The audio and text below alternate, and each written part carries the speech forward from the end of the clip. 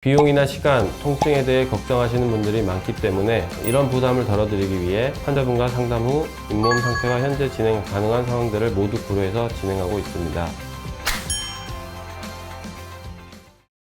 치과 치료부터 임플란트까지 치아 건강의 모든 것을 알려드리겠습니다. 저는 플란치과 최영인 원장입니다. 임플란트에만 집중 진료하고 있는 플란치과의 대표 원장 최영인입니다. 요즘 방송 매체나 유튜브에서 임플란트에 대한 설명들이 많이 나오고 있는데요. 오늘은 치아가 하나도 없는 무치약 임플란트에 대해 궁금하셨던 부분들 빠짐없이 해결해 드리는 시간을 갖도록 하겠습니다. 다수의 치아가 빠진 경우 또는 치아가 하나도 없는 경우에는 주변 치아와 구강 건강에 안 좋은 영향을 미치고 심미적으로도 문제가 발생하게 됩니다. 그럼 치아가 없으면 어떤 문제들이 생기는지 확인해 보겠습니다. 첫 번째, 구강 구조에 변형이 생기고 입이 함몰되어 얼굴 형태가 변형됩니다. 두 번째, 음식물을 잘 씹지 못해 소화 기능이 나빠지게 됩니다. 세 번째, 부정확한 발음으로 의사소통에 어려움이 생기게 됩니다. 그래서 위의 이유들로 틀니를 선택하기도 하는데, 물론 틀니 치료가 편안하게 잘 되시는 분들도 많이 계시지만 어떤 분들은 씹는 힘이 약하다, 씹을 때 아프고 발음이 샌다, 음식 맛을 느끼기 어렵다는 등 불편감을 얘기하시는 분들이 많습니다.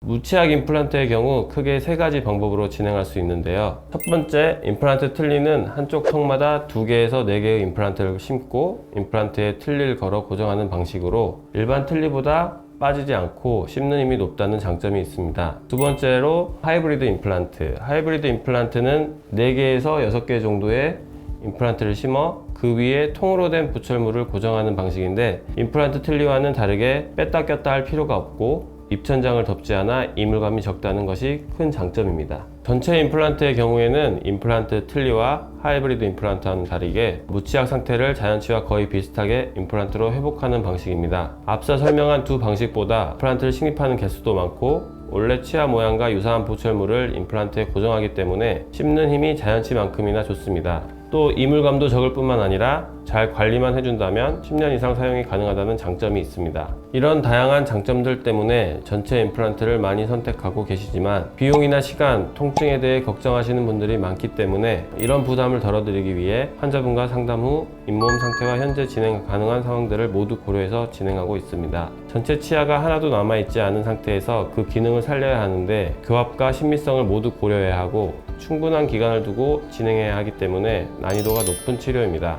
그만큼 정밀한 진단과 그에 따른 정확한 수술 계획 수립은 필수겠죠. 그럼 바로 치아가 하나도 없으신 분들의 사례들을 살펴보면서 어떻게 치료를 진행했는지 설명해 드리겠습니다.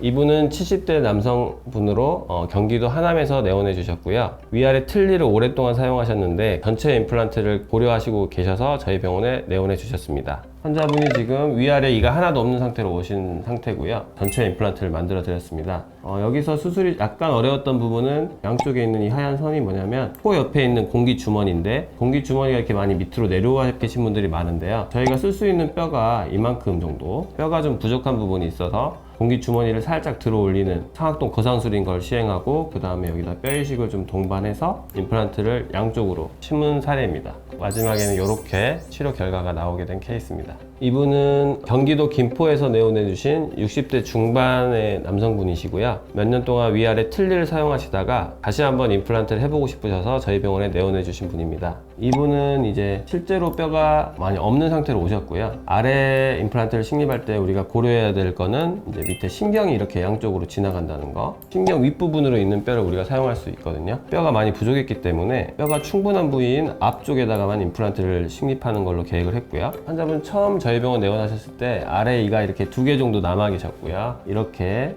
아래 사진이고 위에는 이런 식으로 이가 하나도 없는 상태였습니다. 위에는 전체 임플란트로 가는 계획을 세웠고 아래는 하이브리드 임플란트로 가는 계획을 세워서 이런 식으로 치료가 마무리되어서 잘 식사하시고 계십니다. 이분은 60대 남성분으로 충남 홍성에서 내원해 주셨습니다. 잦은 음주로 인해 치아가 관리가 안 돼서 이가 거의 다 빠진 상태로 저희 병원에 내원해 주셨고요. 이렇게 위에 이 2개 정도 있었고 아래에는 하나도 없는. 치료 계획은 어떻게 세웠냐면 무절개 임플란트 방식으로 치료 계획을 세웠었고요. 그래서 현재는 지금 환자분께서 이런 식으로 이가 만들어지셔 가지고 너무 좋아하시고 저희 병원 오실 때마다 항상 저한테 감사하다고 말씀해 주시는 분입니다.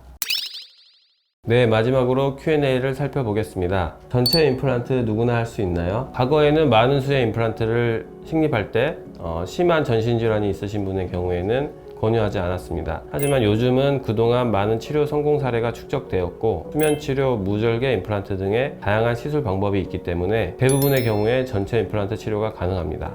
전체 임플란트 비용을 줄일 수 있는 방법도 있나요? 비용을 줄이려면 무조건적으로 전체 치아 개수만큼 임플란트를 식립하는 것이 아닌 잇몸뼈가 튼튼한 부위 위주로 최소한의 임플란트를 심어 부담되는 치료 비용을 줄일 수 있습니다. 이는 최소한의 임플란트를 식립하고 나머지는 치아 브릿지로 연결하여 진행되기 때문에 비용적인 부담을 줄일 수 있게 됩니다. 무엇보다 경험이 풍부한 의료진과 충분한 상담을 통해 본인에게 맞는 임플란트 치료 계획을 세우는 것이 중요하겠습니다. 영상이 도움되셨다면 좋아요, 구독, 알림 설정 부탁드립니다. 감사합니다.